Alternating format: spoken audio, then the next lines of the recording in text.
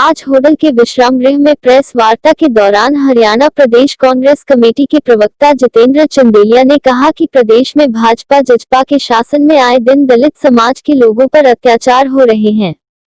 अपराधी आपराधिक वारदातों को अंजाम देने के बाद फरार हो जाते हैं और बाद में पुलिस प्रशासन लकीर पीटता रहता है।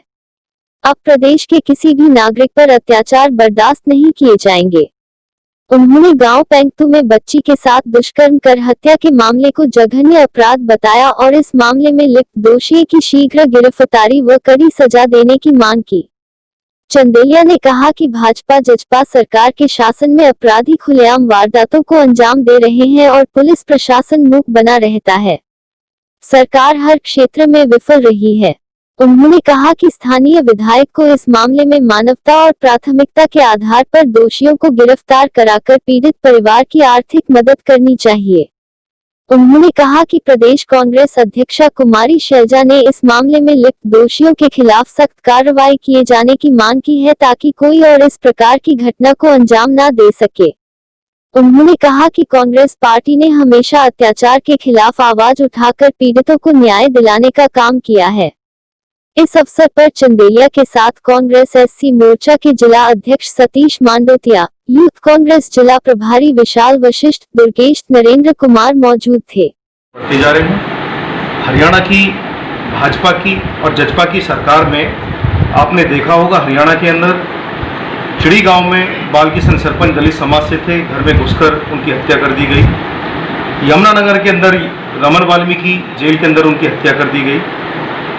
और आपने देखा होगा तिगांव के अंदर फरीदाबाद के अंदर अवैध खनन में 2 दलित समाज के मासूम बच्चे जहां डूब के मर गए।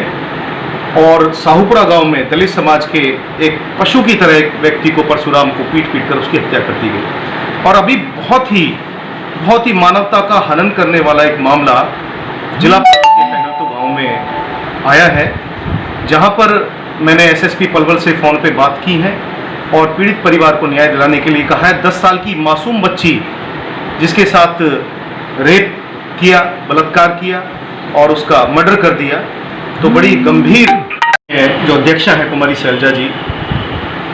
सेशन आज से शुरू है, आपको विदित है विधानसभा का, तो सेशन में भी दलित उत्पीड़न की घटनाएं और किसी भी बिरादरी पर, किसी भी समाज पर प्रदेश में अगर उत्पीड़न होता है, प्रदेश के नागरिकों पर उत्पीड़न होता है, तो सीधा सीधा सरकार की जवाबदेही बनती है।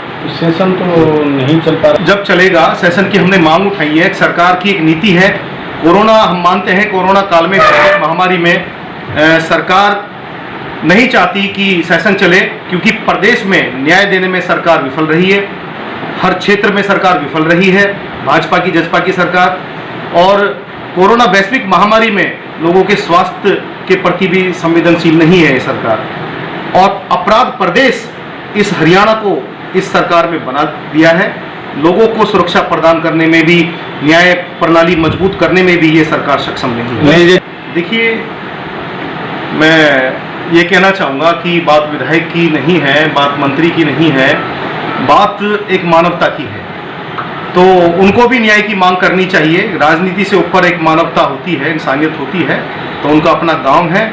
मैं इस विषय पर राजनीति करने के लिए नहीं आया हूं, सिर्फ हम ये चाहते हैं कि उस पीड़ित परिवार को न्याय मिले। नहीं, जैसे अभी तक उनका कोई उठाया नहीं गया, उनकी तरफ से मांग कोई उठाई नहीं गई है, ये उनकी अपनी, जबकि उनकी गांव का मैटर है। देखिए, ये उनकी अपनी व्यक्तिगत सोच है। उनके लिए मानवता बड़ी है, राजनीति बड़ी है, ये उनकी अपनी व्यक्तिगत सोच है। मैं किसी के व्यक्तिगत विचारों पर तो पाबंदी नहीं। जैसे अभी तक उनका कोई बयान नहीं आया इस मामले में, या कोई न्याय के लिए उन्होंने कोई सिफारिश नहीं की है, तो ये दुर्भाग्यपूर्ण है लोकतंत्र के लिए, प्रजातंत्र के लिए। जब हम किसी नुमाइंदे को चुनकर भेजते हैं विधानसभा के अंदर, तो सर्वप्रथम हमारी प्राथमिकता लोगों की आवाज उठाने की होनी चाहिए, और वो होना चाहिए था। लेकिन चलो, अध्यक्षा हैं शैलजा जी, उनके साथ हमारी मीटिंग है और सारी जो पार्टी, जो शीर्ष नेतृत्व है, जो निर्णय लेगी, उसके साथ हैं हम। अब वो अध्यक्ष जी हमारी निर्णय लेंगी कि आगे का जो स्टेप होगा वो हमें आदेश करेंगी, और जैसा पार्टी आदेश करेगी। हम आज भी कांग्रेस पार्टी हरियाणा के लोगों की आवाज़ उठा रही है, सड़कों पे उठा रही है और आगे भी उठाती रहेगी।